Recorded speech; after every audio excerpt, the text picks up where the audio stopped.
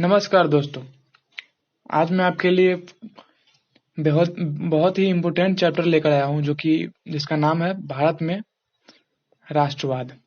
यह आपका chapter number 4 है, क्लास 10 का। यह एक बहुत ही इम्पोर्टेंट चैप्टर है दोस्तों, क्योंकि इससे पूछे जाने वाले सवाल बहुत रहते हैं बोर्ड्स के एग्जाम में। तो आप इसको ध्यान से समझेंगे तो आपका पूरा चैप्टर आपका कंप्लीट हो जाएगा और आपके जितने भी जो कंफ्यूजन होंगे वो सारे दूर हो जाएंगे दोस्तों। देखिए दोस्तों, भारत में राष्ट्रवाद का शाब्दिक अर्थ जो होता है वह राष्ट्रीय चेतना का उदय कहलाता है। देखिए दोस्तों, राष्ट्रवाद जो है, राष्ट्रवाद का मतलब राष्ट्रीय चेतना का उदय कहलाता है। ठीक है दोस्तों, चलिए। राष्ट्रवाद एक भावना है जो किसी विशेष भौगोलिक, सांस्कृतिक एवं सामाजिक वातावरण में रहने वाले लोगों के बीच प्रेम एवं एकता का संचार करती है दोस्तों। देखिए दोस्तों, राष्ट्रवाद का जो मतलब होता है वह एक विशेष भौगोलिक, सांस्कृतिक एवं सामाजिक वातावरण में रहने वाले लोगों के बीच प्रेम एवं एकता का संचार करती है। देखिए दोस्तों, भारत में जो राष्ट्रवाद के जो कारण थे वह क्या क्या रहे हैं, यह जरा जानेंगे हम लोग। देखिए, लॉर्ड लिटन की जो नीति थी वह क्या क्या थी, वह हम लोग जरा जानेंगे। 1878 का वर्नाक्यूलर प्रेस एक्ट, जिससे देसी प्रेस पर दंडात्मक कार्रवाई हुई। 1879 का आर्म्स एक्ट। देखिए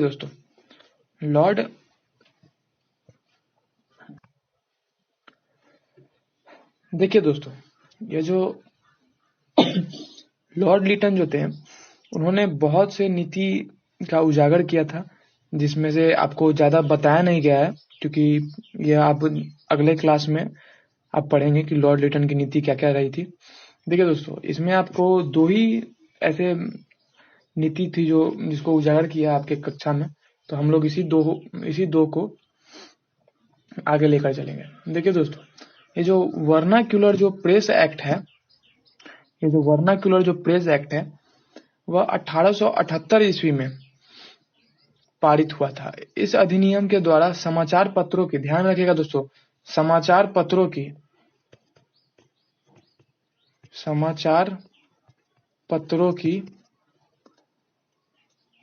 स्वतंत्रता नष्ट कर दी गई। भारत में स्वाभाविक रूप से इसकी तीखी प्रतिक्रिया हुई। इसे रैगिंग एक्ट भी या गला काटने वाला कानून पुकारा जाने लगा। देखिएगा दोस्तों, इसे रैगिंग एक्ट भी कहा जाने लगा। ठीक है, रैगिंग एक्ट, इसे रैगिंग एक्ट भी कहा जाने लगा या गला काटने वाला कानून भी कहा जाने लगा। सारा देश आंदोलन की लहर में डूबने उतरने लगा। भारतीयों के बढ़ते हुए असंतोष को देख लॉर्ड लिटन ने प्रेस अधिनियम को रद्द कर दिया। पहली बार प्रबल जन आंदोलन के शक्तिशाली स्वरूप को देखकर ब्रिटिश सरकार को जनता की मांग के समक्ष झुकना पड़ा था। ध्यान रखिएगा दोस्तों, ये जो वर्नाक्यूलर जो प्रेस एक्ट है, इसमें इसका कारण क्या था और मतलब कि इसके वर्नाक्यूलर एक्ट कहते किसको हैं। देखिए दोस्तों, इस अधिनियम के द्वारा समाचार पत्रों की स्वतंत्रता नष्ट कर दी गई। देखिए दोस्तों, वर्नाक्यूलर प्रेस एक्ट का मतलब हो गया समाचार पत्रों का जो इंडिपेंडेंस था वह नष्ट हो गया। ठीक है दोस्तों, चलिए 1879 ईस्वी का जो आर्म्स एक्ट था इसके बारे में जानेंगे हम लोग।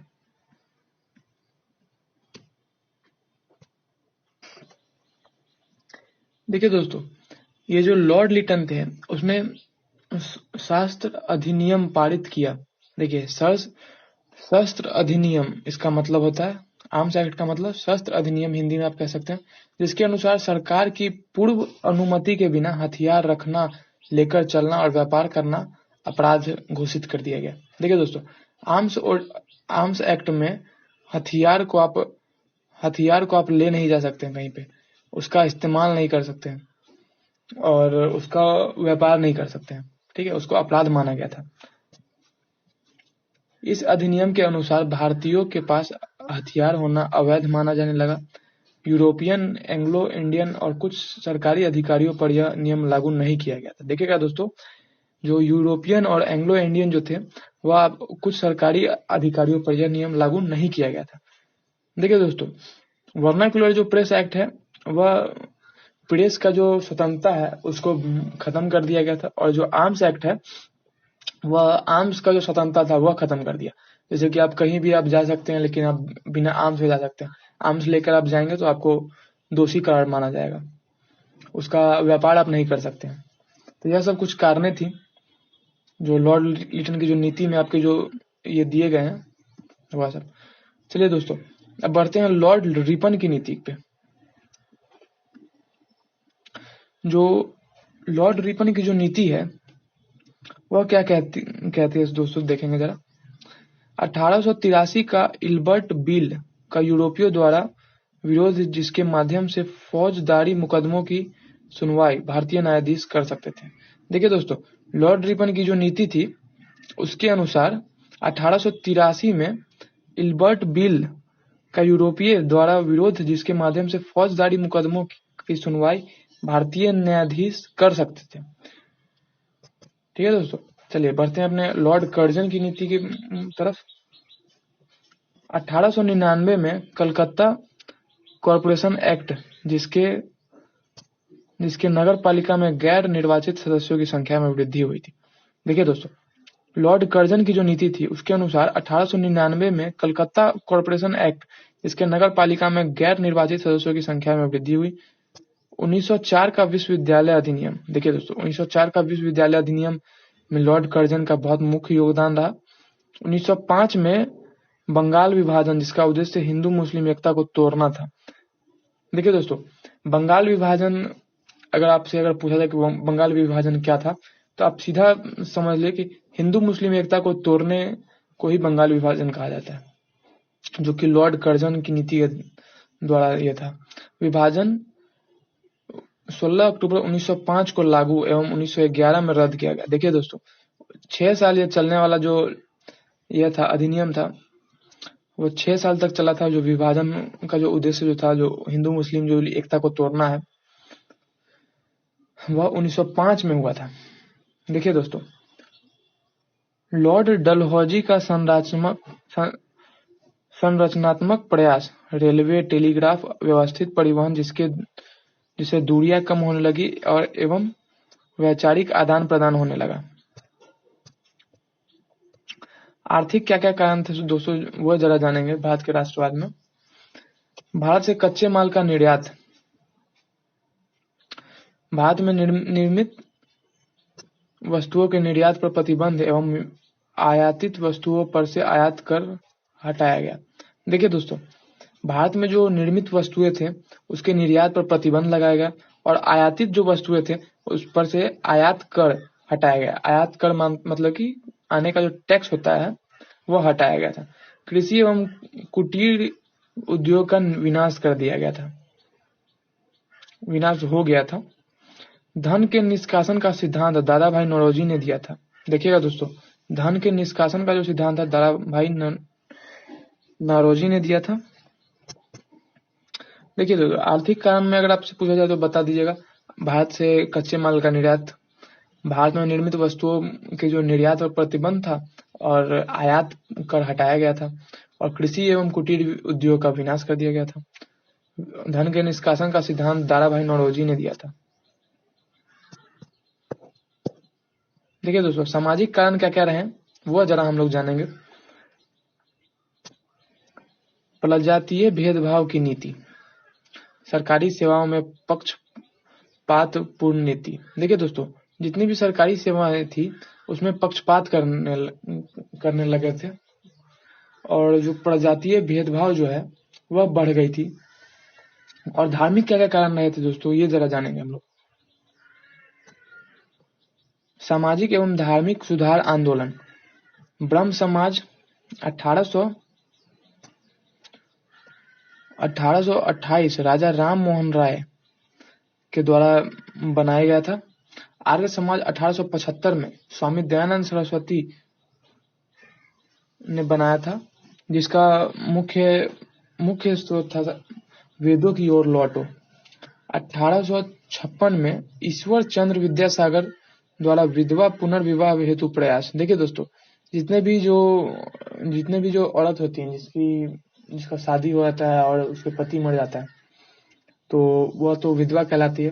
और उसका पुनर्विवाह हेतु प्रयास करने का मुख्य जो योगदान रहा था वह ईश्वर चंद्र विद्यासागर द्वारा था 1856 ईस्वी में।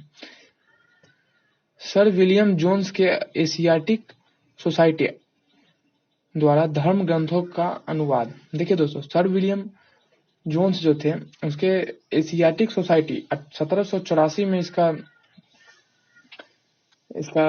जन्म हुआ था, द्वारा धर्म ग्रंथों का अनुवाद। देखिए दोस्तों, एशियाटिक जो सोसाइटी है उसकी स्थापना 1784 में की गई थी। चलिए बढ़ते हैं नेक्स्ट टॉपिक की तरफ। प्रथम विश्व युद्ध के कारण और परिणाम का भारत से अंतः संबंध। देखिए दोस्तों, चलिए बढ़ते हैं अपने नेक्स्ट टॉपिक की तरफ। जो प्रथम विश्व युद्ध कैसे कैसे हुआ, उसके क्या क्या कारण पड़े, क्या क्या प्रभाव रहे, वह जरा हम लोग जानेंगे। उससे पहले मैं आपको कुछ बता दूं, यह जो कारण जो है, धार्मिक कारण जो है, यह आप अच्छे से समझ लेंगे क्योंकि यह बहुत ही महत्वपूर्ण है दोस्तों। क्योंकि ये आपसे पूछा जा सकता है कि ब्रह्म समाज का स्थापना किसने किया, आर्य समाज की स्थापना किसने किया, ठीक है, और पुनर्विवाह हेतु जो प्रयास था वह किसने किया। यह आप तीन जो है यह आप अच्छे से समझ लेंगे दोस्तों, क्योंकि यह बहुत ही महत्वपूर्ण है दोस्तों। ये और ये ध्यान रखिएगा दोस्तों। 1828 में राजा राम मोहन राय ने, 1875 में दयानंद सरस्वती ने, 1856 में ईश्वर चंद्र विद्यासागर ने विधवा पुनर्विवाह, ठीक है, और 1828 में राजा राम मोहन ने ब्रह्म समाज की, स्वामी दयानंद सरस्वती ने आर्य समाज की। यह ध्यान में रखिएगा दोस्तों, यह बहुत ही महत्वपूर्ण है। चलिए बढ़ते हैं अपने नेक्स्ट टॉपिक तक। जो प्रथम विश्व युद्ध जो थे, मित्र जो राष्ट्र थे, जो आपस में जिनका संबंध अच्छा था, वो हम लोग जरा जानेंगे दोस्तों। मित्र जो राष्ट्र थे उसमें आते थे फ्रांस, ब्रिटेन और रूस। केंद्रीय शक्ति जो जिनके पास थी वह थी जर्मनी, इटली, ऑस्ट्रिया तथा हंगरी। और उनके क्या क्या कारण थे और कारण के जो अंतर संबंध जैसे कह सकते हैं क्या क्या थे, वह जरा हम लोग जानेंगे। देखिए दोस्तों, कारण के अंतर संबंध। युद्ध के बाद भारत में अंग्रेजों द्वारा जिम्मेवार सरकार का आश्वासन दिया गया था। देखिए दोस्तों, रक्षा व्यय एवं महंगाई की में वृद्धि हो गई। अब साधारण सी बात है, जहां युद्ध होगा, युद्ध का जो जगह बनेगा, जो क्षेत्र होगा, और जो युद्ध अगर होता है तो उसका जो प्रभाव है वह पूरे विश्व पे पड़ता है दोस्तों। तो महंगाई में वृद्धि हुई। 1915 और 17 के बीच एनी बेसेंट एवं बाल गंगाधर तिलक द्वारा होम रूल लीग आंदोलन। देखिए दोस्तों, ये जो एनी बेसेंट है यह आप ध्यान में रखिएगा दोस्तों। 1900 देखिए, यह एनी बेसेंट जो है पहली महिला अध्यक्ष है कांग्रेस की। ध्यान में रखिएगा दोस्तों, कांग्रेस की यह पहली महिला अध्यक्ष थी, एनी बेसेंट। और 1915 और 17 के बीच एनी बेसेंट एवं बाल गंगाधर तिलक द्वारा होम रूल लीग आंदोलन की स्थापना हुई। देश विदेश में क्रांतिकारी आंदोलन। 1913 में लाला हरदयाल द्वारा गदर पार्टी की स्थापना हुई। देखिए दोस्तों, देश विदेश में जो क्रांतिकारी आंदोलन थे वह 1913 में लाला हरदयाल द्वारा गदर पार्टी की स्थापना की गई। लाल बाल पाल, लाला लाजपत राय, बाल गंगाधर तिलक, विपिन चंद्रपाल। देखिए, लाल बाल पाल का मतलब लाला लाजपत राय, बाल गंगाधर तिलक, विपिन चंद्रपाल का मतलब निकलता है इससे। 1916 का लखनऊ अधिवेशन। देखिए दोस्तों, यह आप ध्यान से देखिएगा दोस्तों, 1916 का जो लखनऊ अधिवेशन था उसमें कांग्रेस के कुछ गर्म दल और नरम दल में बट गए थे। उनका एकीकरण हुआ 1916 में, ध्यान रखिएगा। अध्यक्ष अंबिका चरण मजमूदार। कांग्रेस और मुस्लिम लीग के बीच समझौता करने की कोशिश की थी। और देखिए, मुस्लिम लीग की जो स्थापना है वह 1906 में हुई थी। यह आप समझेंगे तो आपको मिलेगा, आपको क्लास 12 में भी आपको यह पढ़ने को मिलेगा। भारतीय राजनीति में महात्मा गांधी का उत्कर्ष हुआ। फिर गांधी जी के जो राजनीतिक गुरु जो थे वो गोपाल कृष्ण गोखले थे। देखिए, अब हम लोग बढ़ते हैं परिणाम के साथ अंतर संबंध क्या क्या हुए, सो जरा हम लोग जानेंगे। तो चलिए, महंगाई अपने चरम पर पहुंच गई और जो मजदूर जो थे, जो गरीब तबके के जो लोग थे, जो दस्तकार एवं किसान जो थे, वो बहुत बहुत से बहुत प्रभावित हुए। अब साधारण सी बात है, जो छोटे लोग हैं, जो जो निचले स्तर पे काम करते हैं, उनको तो उन पे तो प्रभाव पड़ेगा ही पड़ेगा। तो देखिए दोस्त, आयात जो है वह रुक गया। उसके कारण जितने भी हुए, जो भारतीय उद्योग जो है फले फूले एवं उद्योगपति वर्ग का जन्म हुआ। देखिए दोस्तों, परिणाम क्या क्या हुए और उसके साथ मतलब कि फायदा क्या क्या मिला, सो आप देखिए। और देखिए, किसी भी चीज का ना फायदा और नुकसान दोनों होता है। चाहे आप युद्ध में देख लें, अगर सामने वाली जीतती है, तो सामने वाली देश अगर जीतती है, तो उसका भी कहीं ना कहीं नुकसान होता ही होता है। तो देखिए, महंगाई अपने चरम पर पहुंची। फिर मजदूर जो और दस्तकार जो लोग थे, जो गरीब तबके के जो लोग थे, जो लोहार हो गए, मछली बेचने वाले, फिर तांगा चलाने वाले जो गरीब लोग हैं, उन लोगों को वो लोग बहुत प्रभावित हुए। आयात रुक गया, फलतः भारतीय उद्योग को इसमें बहुत फायदा हुआ और उद्योगपति वर्ग का जन्म हुआ। राष्ट्रवादी भावना के प्रवाह के बावजूद उपनिवेशों पर कठोर नियंत्रण का प्रयास हुआ।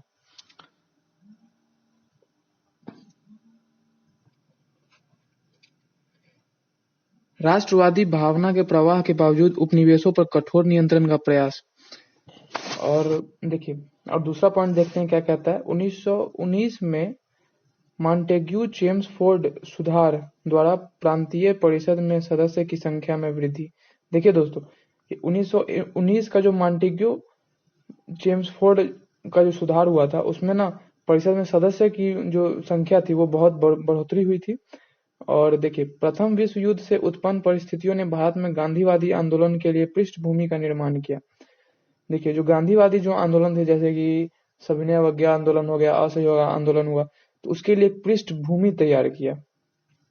ठीक है, तो चलिए बढ़ते हैं अपने नेक्स्ट टॉपिक की तरफ। राष्ट्रीय आंदोलन के जो चरण थे वो इस तरह से बटे हुए थे, हम लोग ध्यान में रखेंगे इसको। ये बहुत ही वीवीआई है दोस्तों, ये ध्यान में रखिएगा। प्रथम चरण जो है वो 1885 से 1905। देखिएगा दोस्तों, 1885 में ही कांग्रेस का जन्म हुआ था दोस्तों, ध्यान में रखिएगा दोस्तों, 1885 में। और प्रथम चरण भी 1885 से 1905 तक है। 1905 में 1900 दूसरा चरण जो है 1905 से 1919 के बीच है, ध्यान में रखिएगा। तृतीय चरण जिसको कहेंगे वो हो गया 1919 से 1947 तक। 1947 आजादी का समय। असहयोग आंदोलन, ये ध्यान में रखिएगा दोस्तों, ये बहुत ही वीवीआई है दोस्तों, बहुत ही वीवीआई है, ध्यान में रखिएगा। असहयोग आंदोलन जो है 1920 से 1922 तक। सविनय अवज्ञा आंदोलन, ये आपसे जरूर ही पूछेगा, ये समझिए, ये 3 नंबर जो है ये बहुत ही वीवीआई है दोस्तों, इसलिए मैं आपको ज्यादा हाईलाइट कर रहा हूं ताकि आप समझ सकें। तो चलिए दोस्तों, सविनय अवज्ञा आंदोलन जो है 1930 से 1934 के बीच में, और भारत छोड़ो आंदोलन जो है 1942 में हुआ था। चलिए दोस्तों, मैं आपको क्लियर कर दूं। देखिए, ये जो तृतीय चरण है,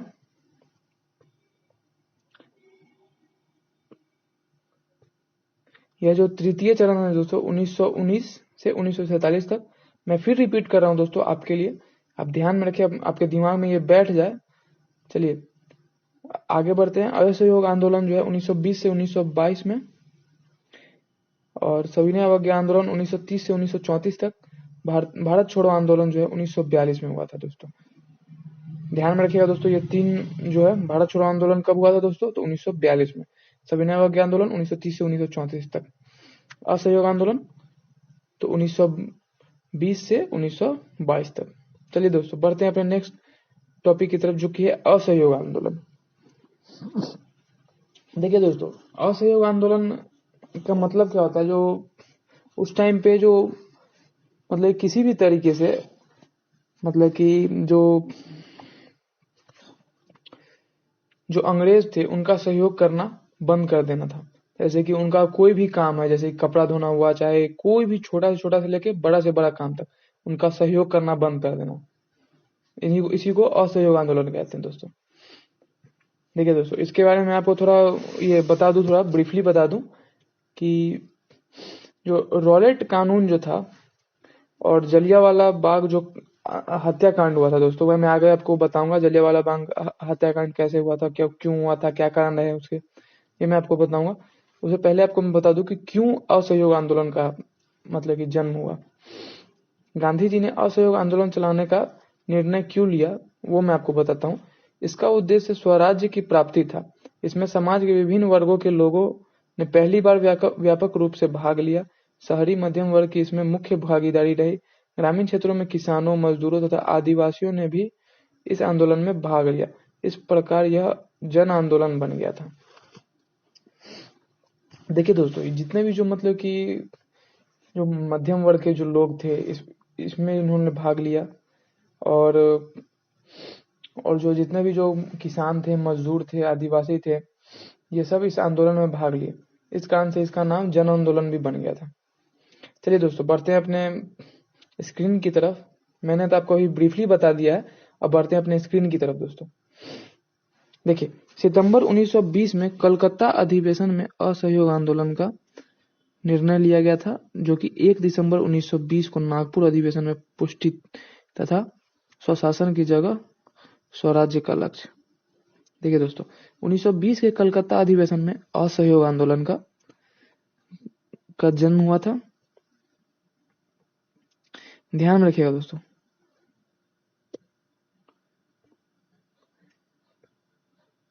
और प्रथम जन आंदोलन क्योंकि व्यापक स्तर पर अधिकांश वर्गों की भागीदारी थी। देखिए दोस्तों, सितंबर 1920 में कलकत्ता अधिवेशन में असहयोग आंदोलन चलाने का निर्णय लिया गया था।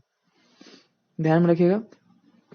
और जो प्रथम जन आंदोलन जो था, क्योंकि व्यापक स्तर पर अधिकांश वर्गों की भागीदारी थी असहयोग आंदोलन में। मैंने आपको अभी जस्ट बताया था कि प्रथम जन आंदोलन, ये पहला जन आंदोलन बना भारत का, जिसमें हर तबके के जो लोग थे, गरीब से गरीब, मध्यम वर्ग जो थे, वो भी भाग लिए थे।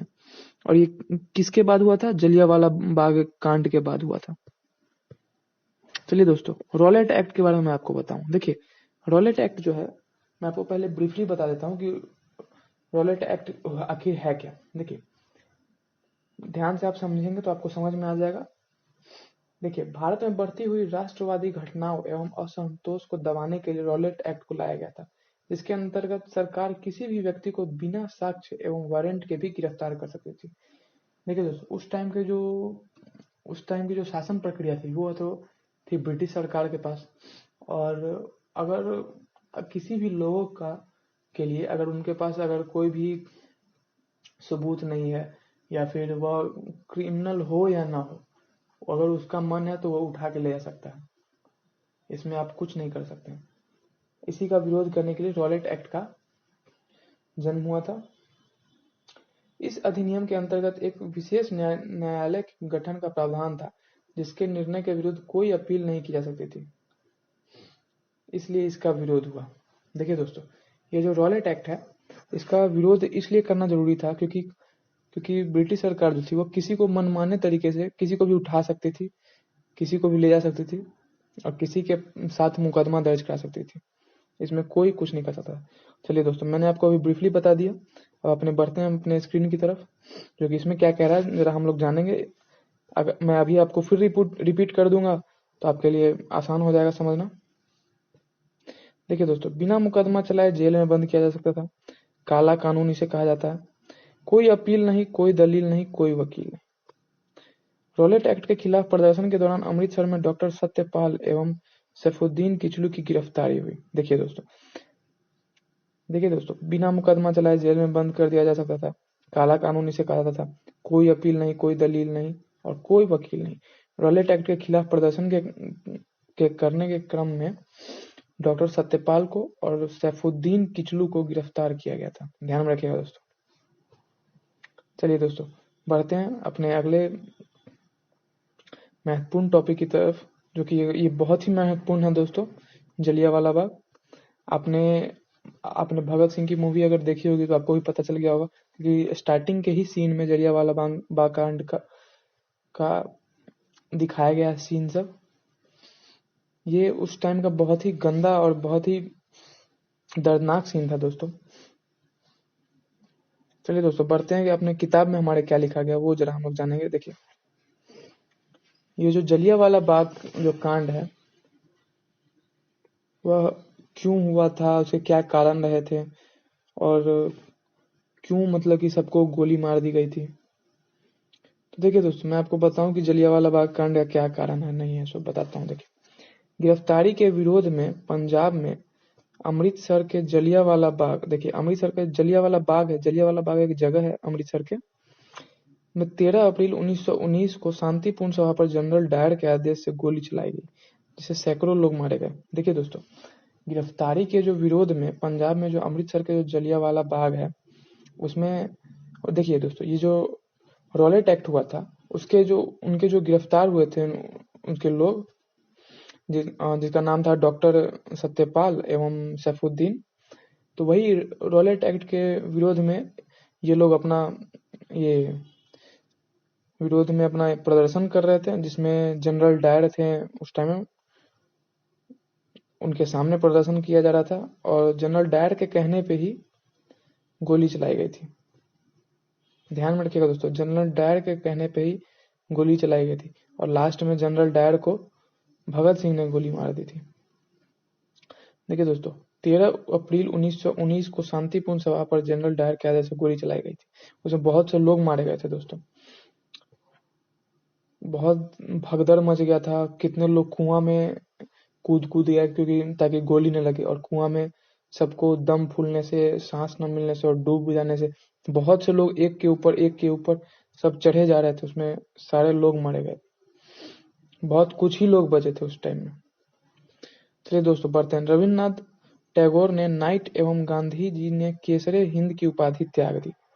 ये जो जलियांवाला बाग जो कांड हुआ था उसमें रविन्द्रनाथ ने नाइट की उपाधि एवं गांधी जी ने केसरे हिंद की उपाधि त्याग दी थी। ये बहुत ही वीवीआई है दोस्तों, ध्यान में रखिएगा, ये बहुत ही वीवीआई है। जलियांवाला बाग हत्याकांड की जांच के लिए हंटर समिति का गठन हुआ था। ध्यान में रखिएगा दोस्तों, किस समिति का गठन हुआ था, तो हंटर समिति, याद में रखिएगा। चलिए दोस्तों, आपको पता ही होगा कि जलियांवाला बाग जो हत्याकांड हुआ था वो 13 अप्रैल 1919 को हुआ था और शांतिपूर्ण तरीके से जो मतलब कि प्रदर्शन हो रहे थे उसको बहुत ही ज्यादा दर्दनाक और एक गंदा पल जो जिसको कहा जा सकता है वह बना दिया था जनरल डायर ने, सबको गोली मारने का आदेश चलाने से। और रविन्द्रनाथ टैगोर और गांधी जी ने अपनी उपाधि त्याग दी थी। रविन्द्रनाथ टैगोर ने नाइट की उपाधि एवं गांधी जी ने केसरे हिंद की उपाधि त्याग दी थी।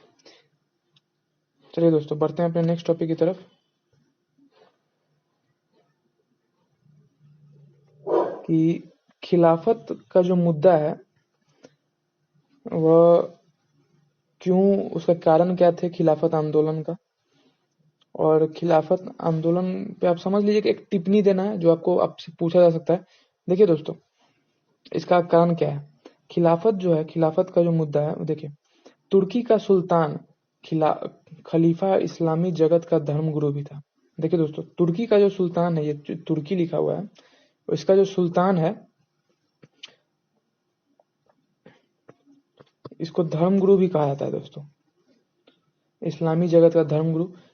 सेवर्स की संधि द्वारा उसकी शक्ति और प्रतिष्ठा नष्ट कर दी गई थी। इससे भारतीय मुसलमान उद्वेलित हो गए। खलीफा को पुराना गौरव या उसकी प्रतिष्ठा को पुनर्स्थापित करने के लिए 1919 में अली बंधुओं ने खिलाफत समिति बनाकर आंदोलन करने की योजना बनाई। 17 अक्टूबर 1919 को खिलाफत दिवस मनाया गया। देखिए दोस्तों, 17 अक्टूबर 1919 को, देखिए दोस्तों 17 अक्टूबर 1919 को खिलाफत दिवस मनाया गया। 1924 में तुर्की के शासक मुस्तफा कमाल पाशा द्वारा खलीफा के पद को समाप्त कर देने के लिए खिलाफत आंदोलन समाप्त हो गया। देखिए दोस्तों, ये जो तुर्की के जो सुल्तान थे खलीफा इस्लामी जगत का धर्मगुरु भी था। देखिए दोस्तों, ये जो आप सीधा से समझ ले कि खिलाफत जो मुद्दा है वो क्यों उठा था। देखिए दोस्तों, जितने भी जो भारतीय मुसलमान थे उन मतलब कि वह चाहते थे कि उनका पुराना जो गौरव है, प्रतिष्ठा है, उनको पुनर्स्थापित किया जाए, पुनर्स्थापना हो। इस कारण से जो खिलाफत का जो मुद्दा था वह उठा था, जो कि 1924 में आते आते खत्म भी हो गया था। चलो दोस्तों, मैंने तो आपको अभी ब्रीफली बता दिया। अब पढ़ते हैं अपने जो स्क्रीन पे जो क्या क्या लिखा है सो हम लोग जानते हैं। देखिए दोस्तों, तुर्की के खलीफा को पुनर्स्थापित करने हेतु भारतीयों द्वारा 1919 में अंग्रेजों के खिलाफ किया गया आंदोलन। देखिए दोस्तों, तुर्की के खलीफा को जो पुनर्स्थापित करने के लिए भारतीयों द्वारा 1919 में अंग्रेजों के खिलाफ आंदोलन किया गया था। दोस्तों ध्यान में रखिएगा। 17 अक्टूबर 1919 को खिलाफत दिवस मनाया जाता है। देखिए दोस्तों, यह आप ध्यान में रखिएगा दोस्तों, यह एक नंबर का क्वेश्चन जरूर पूछता है कि खिलाफत दिवस कब मनाया जाता है। तो 17 अक्टूबर 1919 को। देखिए, अखिल भारतीय खिलाफत आंदोलन के अध्यक्ष जो थे वह महात्मा गांधी थे। दोस्तों ध्यान में रखिएगा, अखिल भारतीय खिलाफत आंदोलन के अध्यक्ष महात्मा गांधी थे। ध्यान में रखिएगा। चलिए अब कार्यक्रम पे पढ़ते हैं हम लोग कि क्या क्या हुए विध्वंसात्मक कार्य जो थे वह क्या क्या थे। देखिए, उपाधि एवं अवैतनिक पदों का त्याग हुआ, सरकारी एवं गैर सरकारी समारोहों का बहिष्कार हुआ, सरकारी स्कूल कॉलेजों का बहिष्कार हुआ, विदेशी निर्मित वस्तुओं का बहिष्कार हुआ। जितने भी जो विदेश से जो सामान जो आते थे, उस जैसे कि कोई भी कपड़ा हो गया और कोई भी जो मशीन था, जो छोटा मोटा मशीन था, उस सब का बहिष्कार हुआ। विधान परिषद चुनाव का बहिष्कार हुआ। देखिए दोस्तों, उपाधि एवं अवैतनिक पदों का त्याग किया गया था, सरकारी गैर सरकारी समारोहों का बहिष्कार हुआ। इसलिए सरकारी गैर सरकारी समारोह का बहिष्कार हुआ क्योंकि उसमें ब्रिटिश सरकार का राज था, इस कारण से। सरकारी स्कूल कॉलेज का बहिष्कार हुआ, विदेशी निर्मित जो वस्तु थे जो बाहर से जो आते थे उसका बहिष्कार हुआ। दोस्तों विधान परिषद चुनाव का बहिष्कार हुआ। ध्यान में रखिएगा। और जो क्या क्या रचनात्मक कार्य थे वो हम लोग अब जानेंगे जल्दी जल्दी। देखिए, न्यायिक कार्य पंचों द्वारा, ठीक है, और राष्ट्रीय विद्यालय एवं महाविद्यालय की स्थापना हुई, स्वदेशी वस्तुओं को अपनाया गया।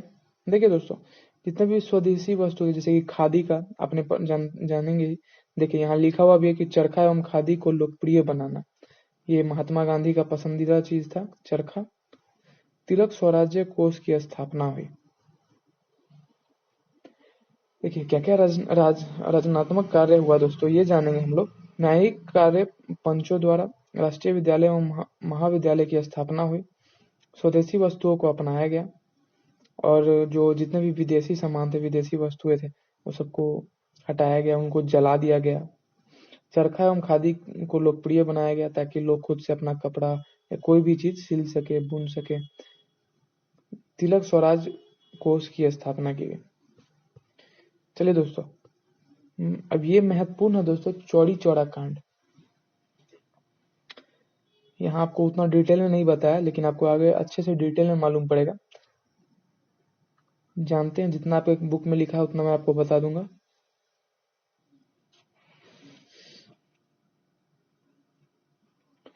देखिए, उत्तर प्रदेश के गोरखपुर जिले के चौरी चौरा में 5 फरवरी 1922 को भीड़ द्वारा 22 पुलिसकर्मियों को जला दिया गया था।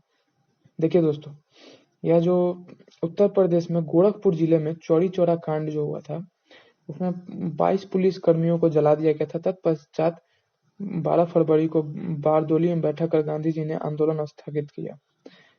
ये जो आंदोलन था, असहयोग आंदोलन, वह स्थगित कर दिया गया था। और देखिए दोस्तों, एक तरह से अगर हम लोग समझ जाए कि अगर ये चौरी चौरा कांड अगर नहीं हुआ रहता तो गांधी जी के अंतर्गत, मतलब कि गांधी जी का कहना था, गांधी जी के जो सोच थी, उनसे जो मतलब कि हम लोग को आज़ादी बहुत पहले ही मिल जाती, लेकिन उन्होंने असहयोग आंदोलन वहीं पे रोक दिया, वहीं पे स्थगित कर दिया। क्यों? चौरी चौरा कांड के बाद, जिसमें 22 पुलिस वालों को जिंदा जला दिया गया था। चलिए दोस्तों, उसके परिणाम क्या क्या निकले सो हम लोग जानेंगे दोस्तों। देखिए दोस्तों, असहयोग आंदोलन में चौरी चौरा की घटना का क्या महत्व है, सो आप समझिए, मैं आपको ब्रीफली बता दूं। देखिए दोस्तों, इस घटना से गांधी जी काफी दुखित हुए थे और उन्होंने तत्काल असहयोग आंदोलन को वापस लेने का निर्णय लिया था, क्योंकि इसमें क्या हुआ था कि जो पुलिस थाना पर हमला कर अनेक पुलिस कर्मियों को जिंदा जला दिया गया था। अब देखिए दोस्तों, इसके परिणाम क्या क्या निकले, सो हम लोग जानेंगे दोस्तों। परिणाम क्या क्या निकले सो देखिए। खिलाफत के मुद्दे का अंत हो गया। वो जो खिलाफत जो मुद्दा था, जिसमें तुर्की का सुल्तान खलीफा इस्लामी जगत का धर्मगुरु भी जो था, और जिसमें मतलब कि खलीफा को जो पुराना गौरव या उसकी प्रतिष्ठा को जो पुनर्स्थापित करना था, उस उसके मुद्दे का अंत हो गया था दोस्तों। हिंदू मुस्लिम एकता प्रभावित हुई थी। हिंदू मुस्लिम जो एकता थी वह बहुत ज्यादा प्रभावित हुई थी। स्वराज्य का लक्ष्य अपूर्ण हो गया। देखिए दोस्तों, मैंने आपको अभी जस्ट बताया कि जो आज़ादी जो थी, जो 1947 में मिली थी, वह उस टाइम में मिल सकती थी। उस टाइम में ज़्यादा मतलब कि ट्रेंडिंग पे चल रहा था। लेकिन स्वराज्य का जो लक्ष्य था, जो अपूर्ण रह गया, अधूरा रह गया। कांग्रेस का मजबूत संगठनात्मक ढांचा का निर्माण। कांग्रेस का मजबूत संगठनात्मक ढांचा का निर्माण हुआ। अंग्रेजी सत्ता की नींव हिली थी। देखिए दोस्तों, वह जो चौरी चौरा जो कांड हुआ था, उस कांड से अंग्रेजी सत्ता की नींव हिल गई थी दोस्तों। उनको लग ही नहीं रहा था कि जो भारतीय लोग जो हैं वह प्रोटेस्ट करेंगे। उन्हें लग रहा था कि जो नरम दल है वो आराम से नॉर्मल नॉर्मल सब कुछ होता रहेगा।